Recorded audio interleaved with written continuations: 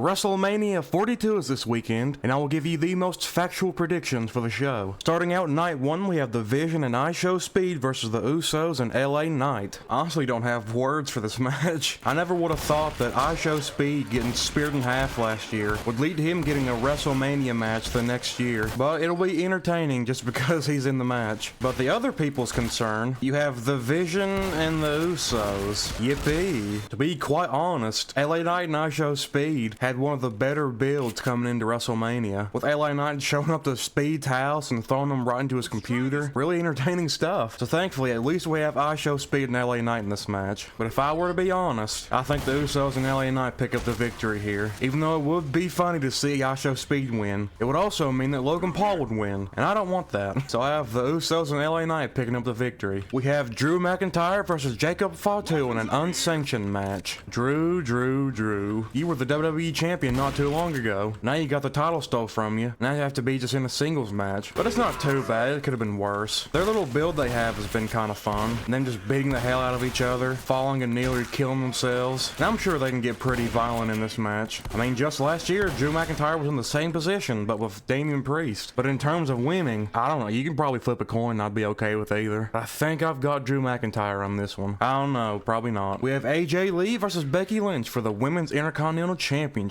I'm honestly not excited about this match at all. This feud has lost its luster. I couldn't even tell you what these two have done on the road to WrestleMania. I mean, I like both of these women, but I don't know, the feud ain't hitting like it used to. I think I have AJ Lee retaining here. Let her get a good WrestleMania moment for the first time in over a decade. Plus, do we really need Becky Lynch stat padding IC Championship wins? So I have AJ Lee retaining her Women's Intercontinental Championship. We have Alexa Bliss and Charlotte Flair versus Nia Jax and Lash Legend versus the Bella Twins versus Bayley and Lyra Valkyria for the Women's Tag Team Championships. Now there's a lot of people to choose from here. Alexa and Charlotte, not really. I don't see them winning. Nia Jax and Lash Legend, they probably won't win. Though it is nice to see Lash being in WrestleMania. She'll have plenty more of them in the future. The Bella Twins, I could honestly care less about the Bella Twins in 2026. Then we have Bayley and Lyra Valkyria, which is who I think should win. Because last year they were in the same position as they were. Lyra and Bayley were going after the Tag Team Championships, but at the last possible second they pulled Bayley and put in Becky. So it'd be nice to see a year later Bayley and Lyra finish the story. We have Gunther versus Seth Rollins. I was not expecting this match at all, but man oh man am I happy it's here. I know that Seth was going to face Braun Breaker, but then he got injured. So then they're going to replace Braun Breaker with Bronson Reed. Then he got injured, and Gunther was supposed to face Rey Mysterio if I'm not mistaken, but then he got injured. But now it is Gunther versus Seth Rollins, and this could be the match of WrestleMania. And this match has a very simple story. Who is the better wrestler? That's it. Who is the better man inside of the ring? Though Gunther does have a favor from Paul Heyman, which will most likely turn into him facing Brock Lesnar at SummerSlam and retiring the old bastard. But for right now, it's just who's better. And either one of these men could win and I'll be happy with the results. Gunther is one of my favorites. I mean, why wouldn't he? He's the ring ganador. And then Seth Rollins, ever since he came back, he's been moving different. Like he's been in the hyperbolic time chamber for months. But after last year's WrestleMania where Gunther had to lose to Jey Uso, I think he really needs a big win here. So I have Gunther picking up the victory over Seth Rollins. We have Stephanie Vaquer versus Liv Morgan for the Women's World Heavyweight Championship. I'm decently hyped for this one. The build has been pretty fun with these two just beating the absolute shit out of each other, and Vaquer nearly killing Roxanne and Liv, bumping them into each other. But I think Liv Morgan goes away with the win here. It's very unfortunate how Stephanie Vaquer has been done. She's easily one of the best women's wrestlers on the roster, yet they've had her facing Raquel Rodriguez for like 5 months. So let's just put Stephanie Vaquer's title reign out of her misery and let Liv Morgan win it. And we have the main event of night 1, Cody Rhodes versus Randy Orton for the WWE Undisputed Championship. Oh boy,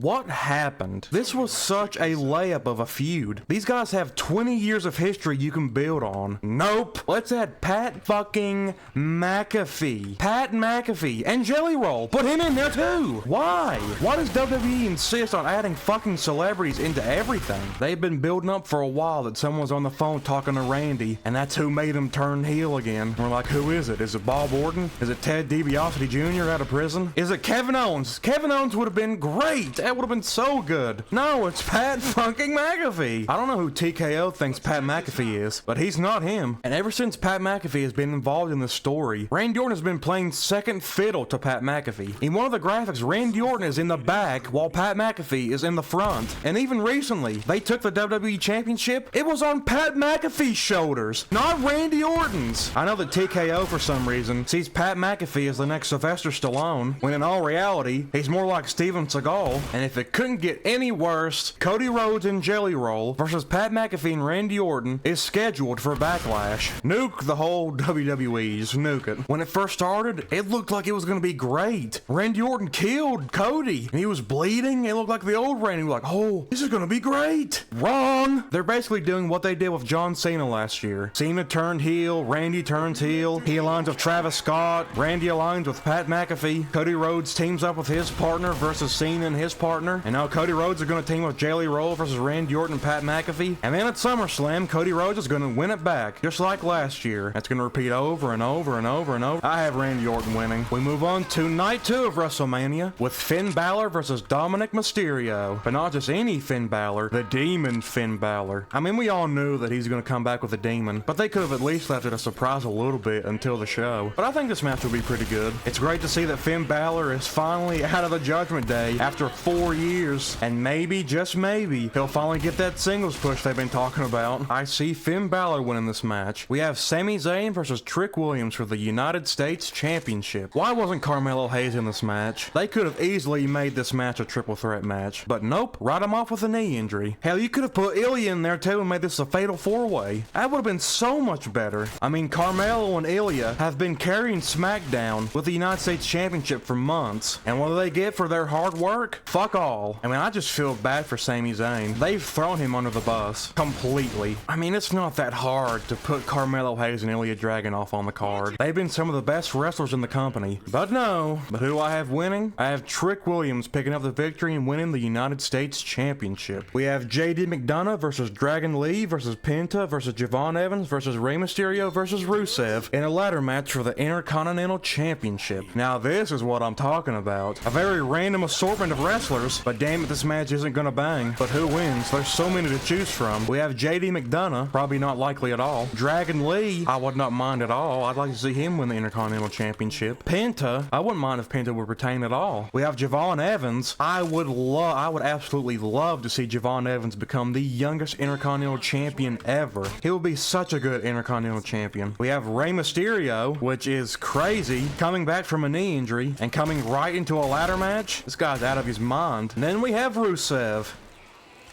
But I think I'm gonna go with Jevon Evans here. I want the young OG to win the Intercontinental Championship, and he will definitely show out in that ladder match. I don't know what he's gonna do, and I hope he stays safe, but he's gonna put on an absolute show at WrestleMania, and he will win the Intercontinental Championship. We have Oba Femi versus Brock Lesnar. Surprisingly, one of my most anticipated matches at WrestleMania, which is crazy because I could give a shit about Brock Lesnar. This is such a simple build, and it's been a great one. Who's the better and bigger monster? And WWE, listen to me. Do not fuck this up. This is such an easy layup. Oba Femi should win. There's no other discussion to be had. There's no other options or road they can go down. Oba Femi needs to win this match. It would be stupid and unnecessary for Brock Lesnar to win this match. And if Brock Lesnar does end up winning, nuke the whole company. Just nuke the whole fucking thing. But I have Oba Femi winning, and I hope and pray that he does. We have Rhea Ripley versus Jade Cargill for the WWE Women's Championship. This has not been a good build at all. I mean, I can't tell you anything significant that went on besides them bragging about who's stronger, who's got the bigger biceps, which I mean, I would love to know. That's not really what we want to hear during the WrestleMania build, but hopefully the match is at least decent. And who do I have winning it? I have Rhea Ripley winning the WWE Women's Championship, because I honestly don't want to see Jade Cargill as champion again. She's had her fun as champion, but it's time to wrap it up. And we have the main event of the whole shebang, Roman Reigns versus CM Punk for the World Heavyweight Championship. Now this is a WrestleMania main event. Sure, the build has been all over the place, but it has been good. I like it. Even though Roman Reigns barely showed up for half of it, and the Usos had to do his job for him, but I digress. CM Punk definitely won this feud. He absolutely torched Roman on the mic. All Roman could say was, "You're old, you're a bitch, you're old, you're a dumbass." And with that being said, CM Punk has to retain. I know everyone loves Roman. He does not need to win this championship. CM Punk has been on a roll, and it would be such a shame shame for Roman Reigns to win it, just to be a part-time champion. Because that's exactly what's gonna happen. When Roman Reigns, if he does win this championship, he will not show up. He might show up every now and then, but we'll be lucky if he does. We do not need part-time champions. CM Punk should definitely retain his world championship. Roman Reigns can do cinema with his cousins and break up and form the bloodline again. Just leave the World Heavyweight Championship and wrestling to the professionals. So I hope WrestleMania ends with CM Punk standing tall and retaining his world championship. And that is all the matches that we have, but I do want to talk about some that wasn't on the show. Io Sky versus Asuka, or Io Sky versus Asuka versus Kairi Sane in a triple threat match. They could have easily added that match. Nope, it got scrapped. They couldn't find a slot for Io Sky and Asuka, but boy howdy, they have a spot for Jelly Roll and IShowSpeed and Pat McAfee, and they've been building the story for months between Io Sky and Asuka and Kairi Sane. It would have been cool to have a payoff at WrestleMania. They're talking about rescheduling it for Backlash. Ooh, Backlash! Nobody gives a fuck about Backlash. This is WrestleMania. This is where all the big storylines and the big stars wrestle. I just don't understand. I mean, I'm a little bit excited for WrestleMania. I'm not sitting on my hands to stop from clapping excited, but there's at least some matches that I can just go, hey, I want to watch that. I want to see that. But maybe this will be like WrestleMania 31. The builds wasn't great at all, but the matches surely delivered, and we all look back fondly on WrestleMania 31. So maybe WrestleMania 42 will be the same. At least I hope. But that was my prediction for WrestleMania 42. Do you agree with them? Probably not. They're probably all wrong. Let me know what you all think of WrestleMania 42 in the comments. Are you excited? And most importantly, I hope you all enjoyed this video. I'll make more silly videos like this in the future, so stop on by when the time comes. But until then,